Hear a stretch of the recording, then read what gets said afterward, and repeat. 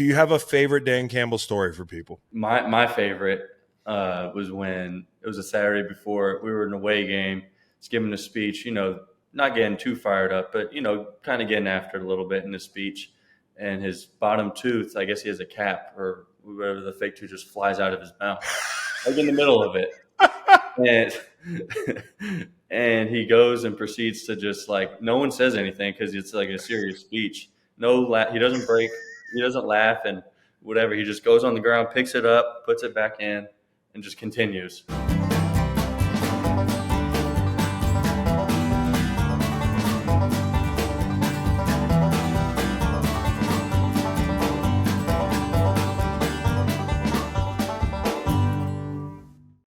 All right, Lions fans, you love this guy. Been watching him a long time.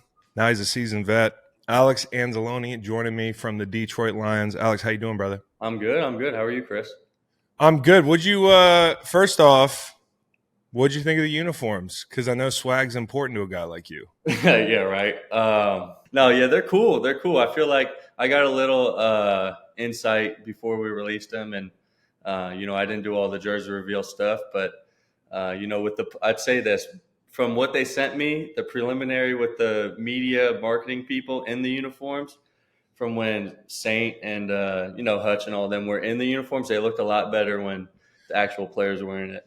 Dude, they always do. Sometimes I'll be like, and right. Then you see Amon Ra in that Honolulu blue home jersey, which I think that's the best one. Yeah. The all blacks look sick.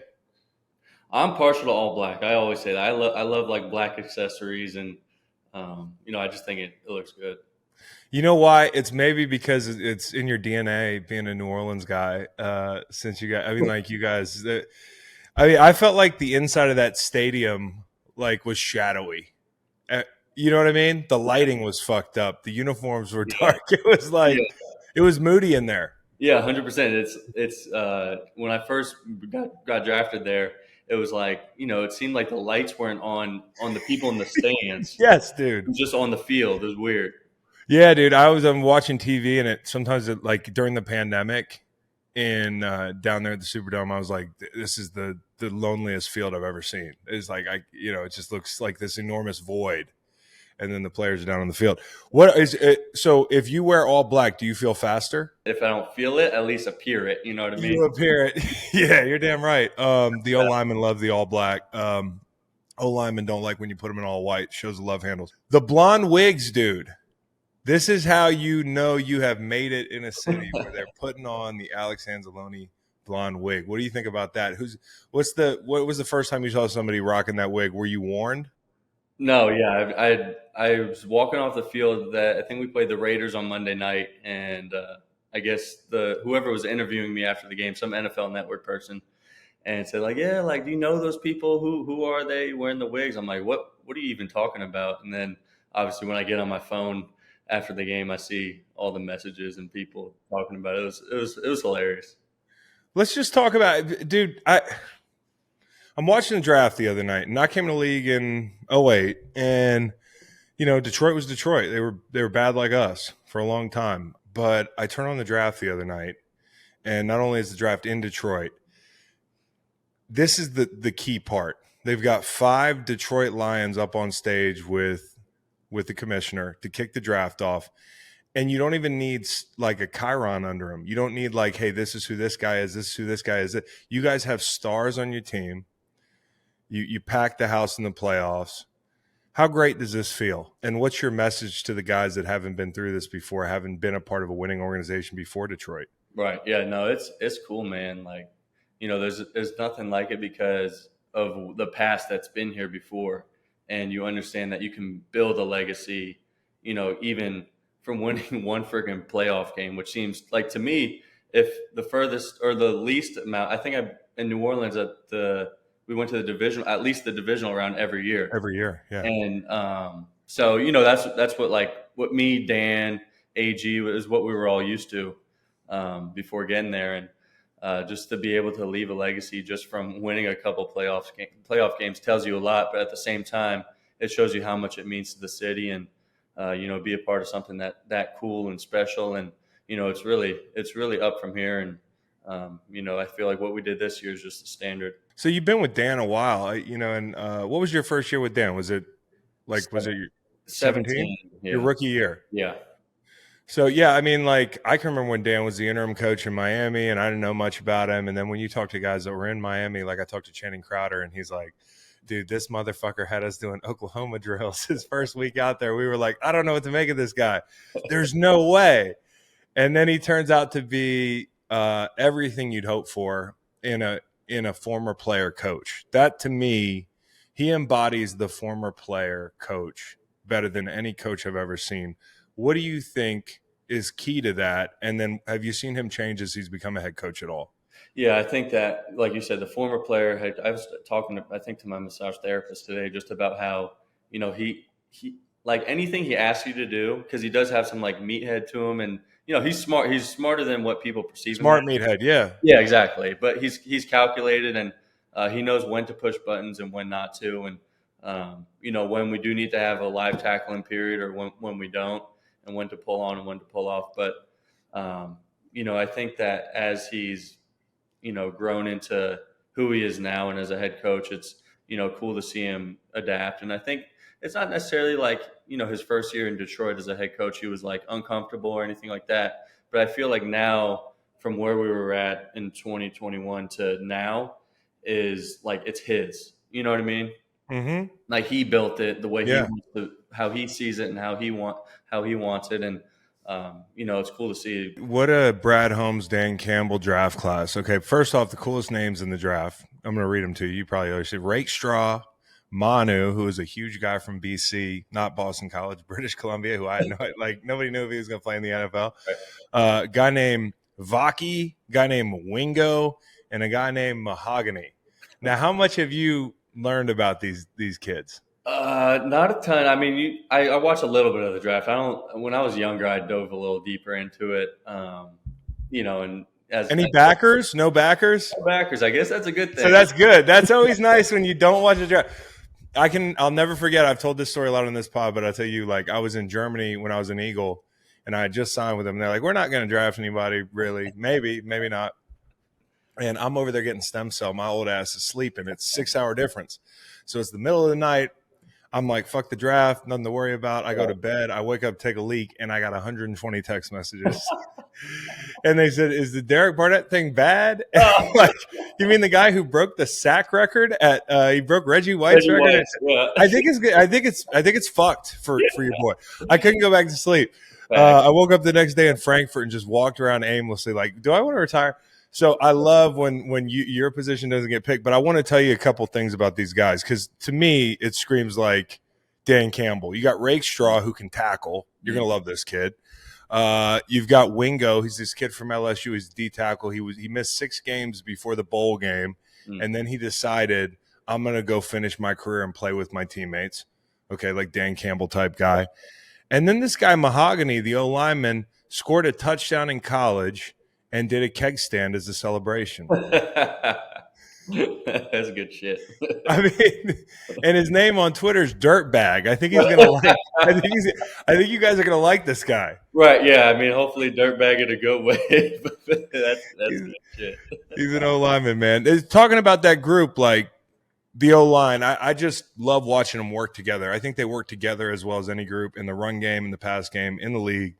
What do you think the catalyst is? Do you think it's Penei and everything he can do, or is it Hank Fraley and the way he coaches that group? Yeah, I think it starts with Hank, and we just have guys that can do. They're versatile. They can do a ton. Penei, Frank and Decker, and obviously we have some hosts to fill. But Graham Glasgow coming in last year as a 31-year-old guy, and performing at a high level. So yeah, just the versatility. I feel like they work well together.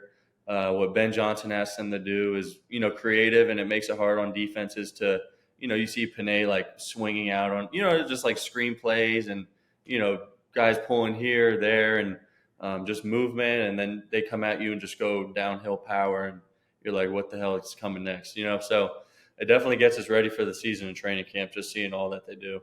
Okay, so Dan being a man's man in that class kind of reflects this. Who's the biggest man's man on your team? the guy that you want to go get a beer with, the guy that you go to for advice. Right.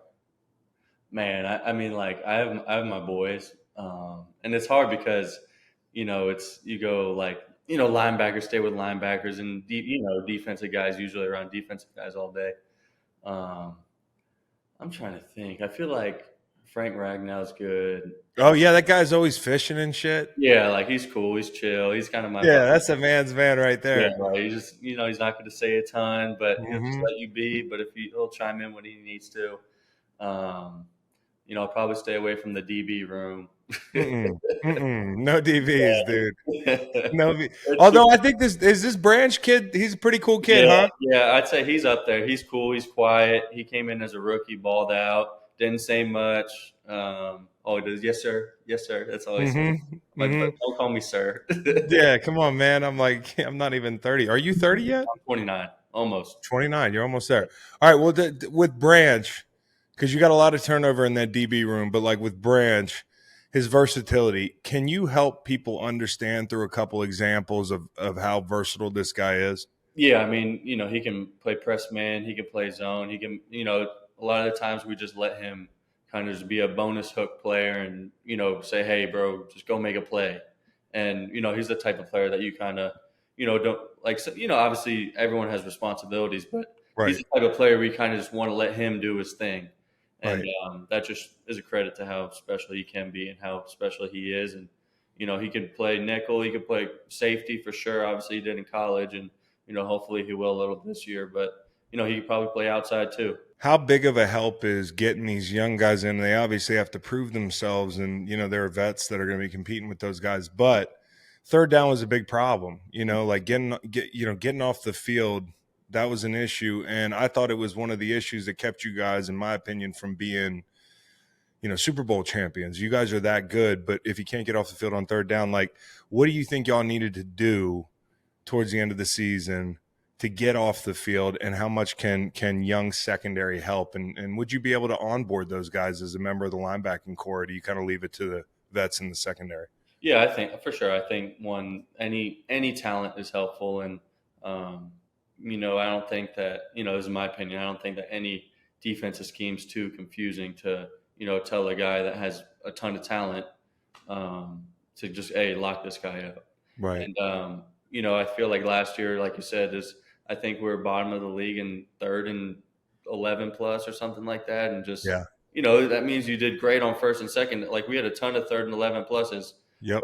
That's obviously a self-scout area we have to address. And, I think that's a reflection of who we brought in and drafted and, traded for. So I think that'll definitely help. And, I think guys just playing fast, competing, challenging receivers, and doing it the way it's coached is really what's really going to help us get to that next level, like you said. What the hell do you do about Justin Jefferson, dude? When I watch you, like anybody play them, but like the two games you guys had late in the season, I'll never forget. It was like, they're playing Mullins and they're playing other guys, but it just doesn't matter because they're so explosive. And I just think that coach over there, O'Connell's so good. What's it like taking the field with him, and what are those meetings like leading up?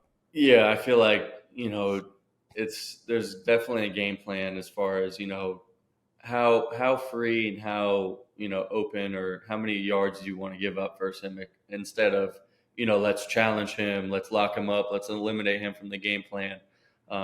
There's kind of give and take and, a little bit of a chess game when you play a player like that.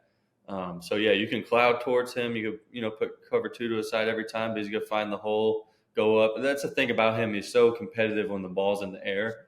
So it's like two people, you could double team him if you want. But I remember in 2022, we were double teaming the whole game and he's just going up when the ball's in the air and just making plays on it. And Right. he's just super competitive and has obviously the traits to get the ball in the air. Your division's going to be a lot of fun. I mean, it's crazy because you guys kind of took over the division and you think, oh, Aaron Rodgers is gone. Maybe things are big, but it got more competitive top to bottom.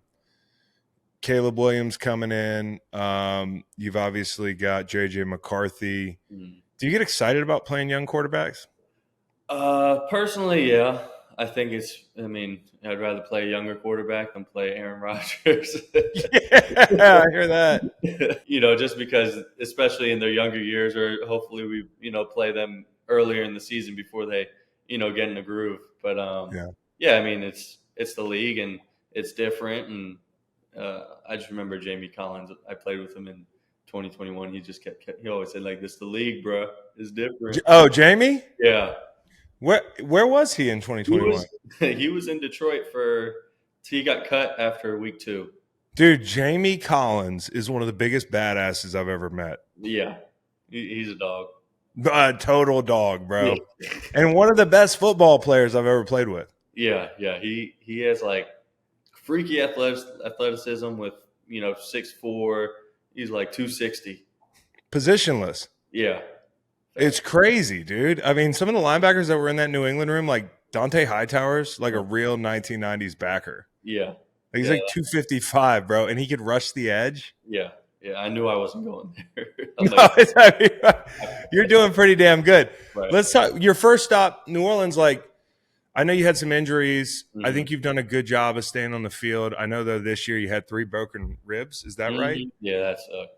It's a rhetorical question coming from me, but how does that feel for people at home? It's terrible. It's, at first they thought it was, just a contusion and, because I wasn't like super symptomatic, but I remember it was the Friday before the Rams playoff game. I'm turning the alarm. I'm just like at home turning the alarm on at night, and I reach over, just like let my dog out, reached over. I heard pop, pop, pop. And then I just felt a ton of movement. So I think I did, obviously something happened. And then I got an x-ray Monday morning. I played the Rams game, got an x-ray Monday morning. And, you got 3 broken ribs.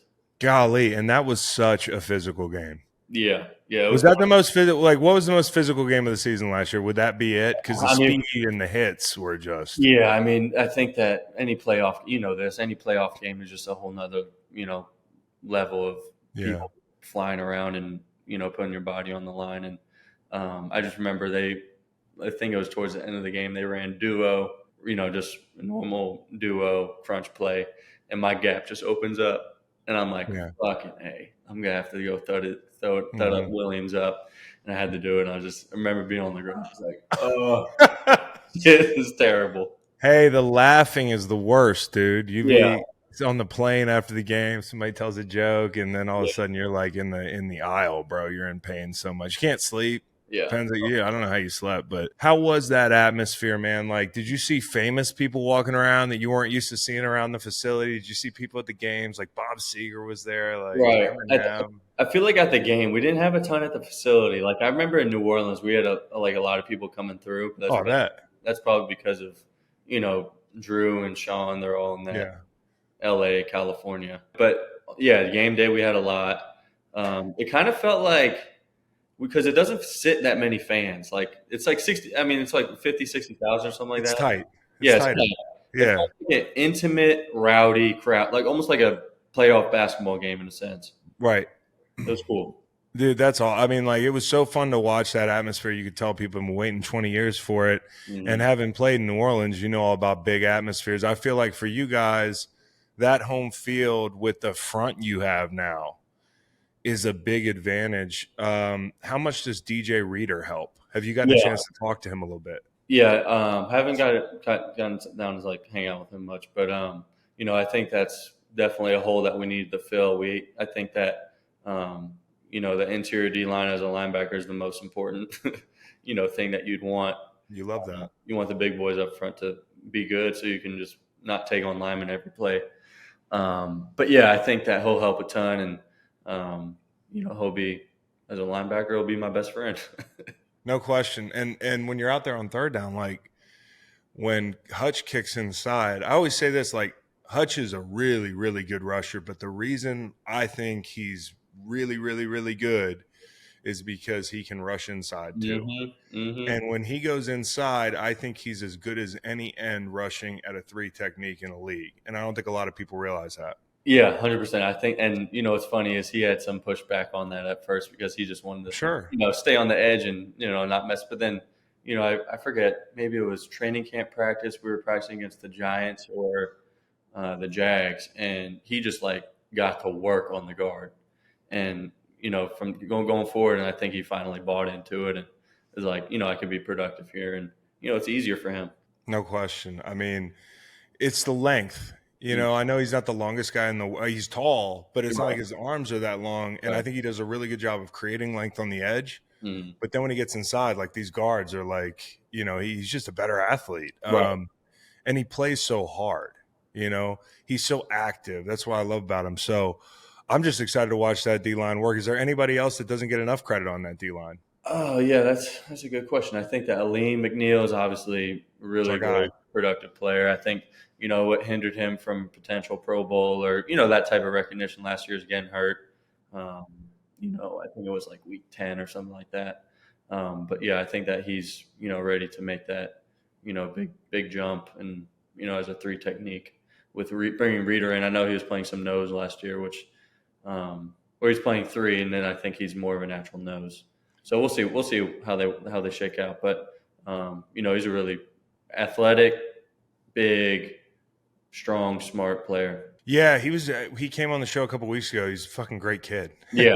You're just smiling the whole time. Yeah, right. Yeah, he's cool. You know what I mean? Yeah. Anyways, I mean, with Ben Johnson's offense, and this is more of a practice question because obviously during the game you're not paying as much attention. Right. You're worried about your stuff. But, like, what are the ways that he puts defenses in a bind? You had Sean Payton. Mm-hmm. You practice against his group, and now you've got Ben Johnson. What is he so good at?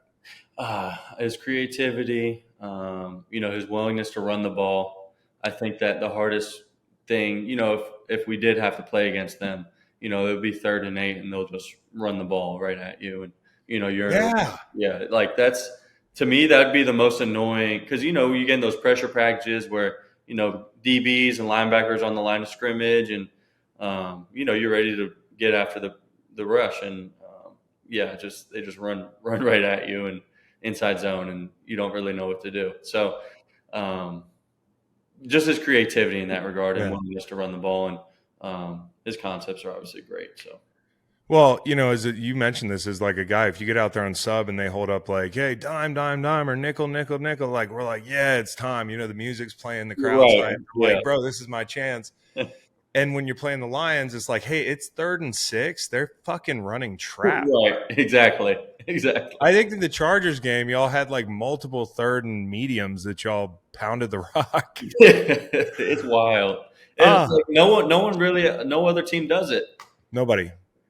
But it's so cool to have that commitment from a guy who's like the new sexy OC. Right.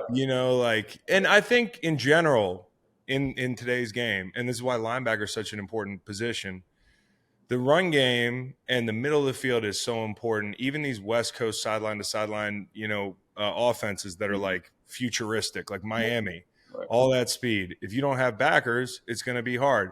The play action stuff.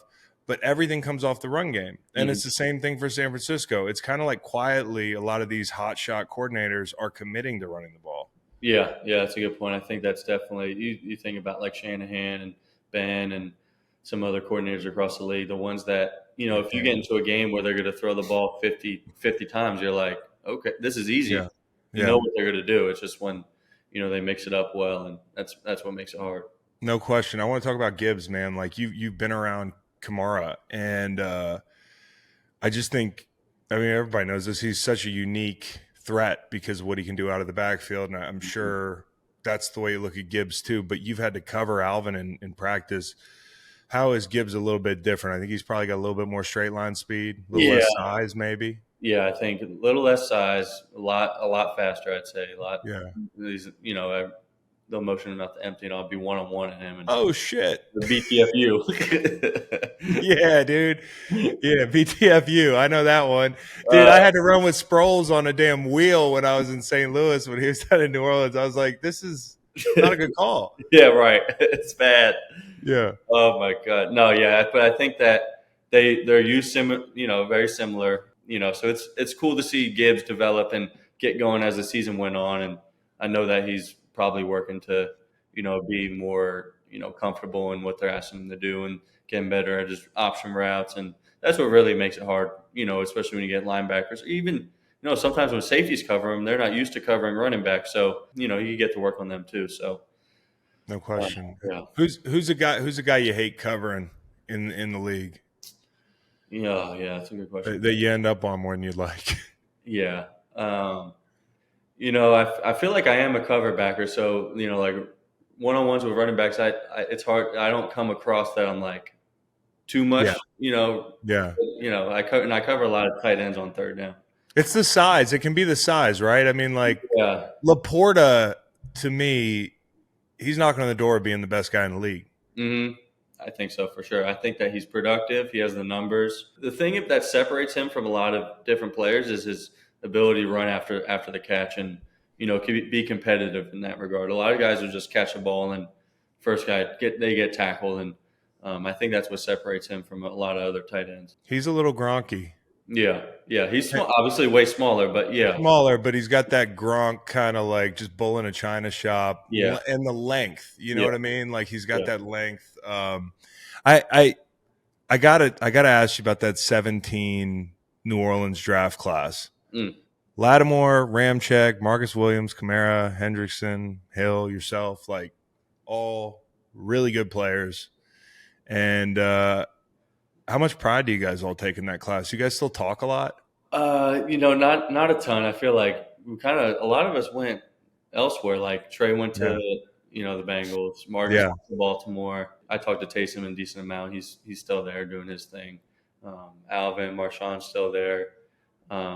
I don't know what's going on with Ryan, but I think that it's definitely a very like historical group. It's hard to explain, but I think that the quality of players in one draft class is, I can't think of many other that are good or just as good. No, I mean, we were stacking it up because I had Mickey Loomis on the show last year, and I love Mickey. I thought he was amazing, and he's just done a great job. But, like, I thought we compared that to a lot of classes. There's not many that much better.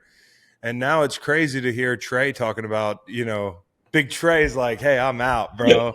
Pay me. I love Trey getting his business hat on. Right, yeah, money first. Money first, bro. But I do feel like he's the most underappreciated rusher in the league. I really do think that. Yeah, I wonder why. It might be the paint job. But honestly, his handwork's incredible and he's consistent. It's just sometimes if I was Trey's agent, I know what he's doing with the sleeves. We just talked about it. But I wouldn't do sleeves underneath. No gloves? No, I would throw gloves on. I wish I could be his swag 100%. It's struggle. Advisor. Yeah, he's ever since he was a rookie, he was like that. I'm like, bro, we got to get this a little together. Dog, I got his jersey up here. He came up to me after the first time we played. He's like, yo, let's trade jerseys. I was like, I really didn't know who he was. He was out of FAU. And I thought it was super cool that a kid wanted to trade jerseys with me.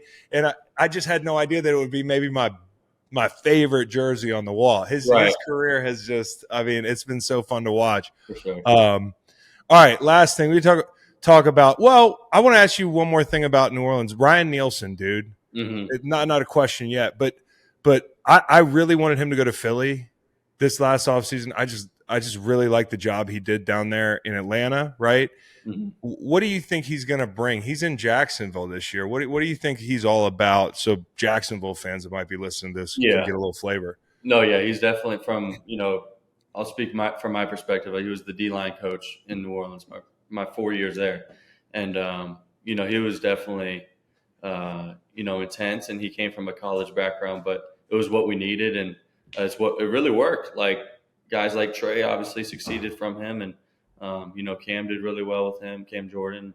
But yeah, he's definitely a guy he's smart, he's played, he's detailed, he's like the way he. Funny story, he would have we'd be on a Friday walkthrough, or not Friday walkthrough, but Friday like Fast Friday, and he'd have the D-line come out with shoulder pads on for individual. And obviously there was some pushback, but they would get after it for that 5 minutes in individual on Fridays. But he definitely brings the best out of his players. And even when it's not, exactly what you want to do, it's the right thing to do. Damn, dude, that would have been some static. I think I liked him because I've always liked him just as a coach. But old vet me would have been grumpy as hell. I would have been like, "What are we 100%. doing, dog?" 100%. But Sean Payton, they say his camps were motherfuckers. 100%. Yeah, it was way harder than college. I played at Florida, and one, it was hot. It was hot as shit in New Orleans. Yeah. And two, they were physical, 9-on-7, every day, pads every day before the new CBA came out. And The new CBA. You motherfuckers. Alex, do you know I'm like 2 CBAs ago, bro? Hey, I'll never forget when they took away 2-a-days. It was like 2-3 years into my career. I was like, oh my God, there's a whole generation of people who are never going to have to practice twice. yeah, but you also got that signing bonus when you got drafted. We did. That's paying for some of this equipment in this home studio. Right. But yeah, so I just who's a bigger hard ass like on the is Dan take a lot of the Sean Payton with him in the programmatic building? Is there a lot of similarity in the way he runs the program, or is it different? I think it's a little different. I think Dan has his own flair on it, but I definitely see like idiosyncrasies in his team meetings and how he speaks to people and kind of like what I said and when to push buttons, when not to, when to call someone out in a team meeting, when not to. He gets a lot of that from Sean, I think, and but yeah, there's some like same flavor as far as how he runs it, but also his own flair on it. Sean talks longer though. And slower. I had Sean on this show, and I was like, "Oh, this is so cool! Sean's going to do the show," and I was psyched. He was like, "I'm driving across Louisiana. I'll call you in the phone." So there's no video. He just called. Yeah. And I was like, "I need you for can I do 30?" He's like, "We'll go as long as you want." Hour and 50 later, we're still talking ball, dude. Yeah, I love him. If I were in a team meeting, not so much. No, yeah, and sometimes you have to get him there for the team meeting. So good. All right, so I have a little tidbit about Dan. I didn't tell OLine. Well, I told OLine, but he was like, "What's that?" This comes from one of Dan's friends who told me this. That when he was in the league, he used to go to Vegas and stay at a particular casino, supposedly very religiously. This is a rumor. If Dan hears this and he didn't really stay there, I blame somebody else. He stayed at the Excalibur. I don't even know. Pull it up, dude. It looks like a castle. It's the one casino that looks like a castle. It literally has. It's a little bit seedy, in my opinion. And he would go there. Supposedly he would go stay at the castle. So his room was up in a rampart. You know what I mean? Which is just perfect for me in my mind's eye as far as where Dan Campbell would want to party. I know he used to get after it. I know that for a fact. Oh yeah, dude. A tight end from Texas A&M that played in the 90s? Right. Do you have a favorite Dan Campbell story for people? My favorite was when it was a Saturday before we were in an away game. He's giving a speech, not getting too fired up, but, kind of getting after it a little bit in his speech. And his bottom tooth, I guess he has a cap or whatever, the fake tooth just flies out of his mouth, in the middle of it. And he goes and proceeds to just no one says anything because it's a serious speech. He doesn't break, he doesn't laugh and whatever. He just goes on the ground, picks it up, puts it back in, and just continues. And I think it was in 2021 when it was his first year. So things weren't good. What the fuck? The guy's fucking tooth. Did you see the Jets fan whose tooth flew out? No. You got to see you were playing football. This is what I do now. I'm on Twitter looking at the videos. But this Jets fan, it was raining. They were down by 40 points this year, and he went to yell at Zach Wilson or some shit, and his tooth just flew.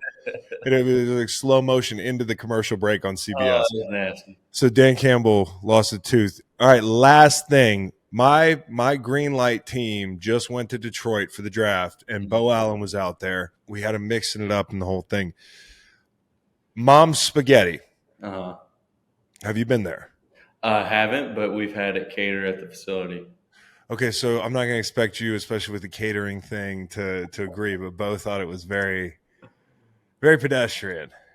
I mean, it may have been a great opportunity for my You don't have to say anything. So give me your Detroit bucket list for anybody if somebody's moving to Detroit for 6 months, what do they have to do? Well, I'd come in the spring, summer. I don't go downtown Detroit a ton, but there are a ton of like really nice suburbs. I live in Birmingham, and it's just like, and I live in a nice place in Florida, but there's honestly nothing that beats the trails, the wet, like the forest, the flowers, and everything in Michigan, and lakes. Nothing that beats it. It sounds like you're going to be calling Detroit home when you retire. Or have we committed to living in Detroit after retirement? Yeah, that's probably if I get divorced, which isn't gonna happen. But yeah. All right, good. Alex Anzalone, love watching you play, dude. Pulling for y'all. Hope we get out to a game this year. I'll hope to see you out there, man.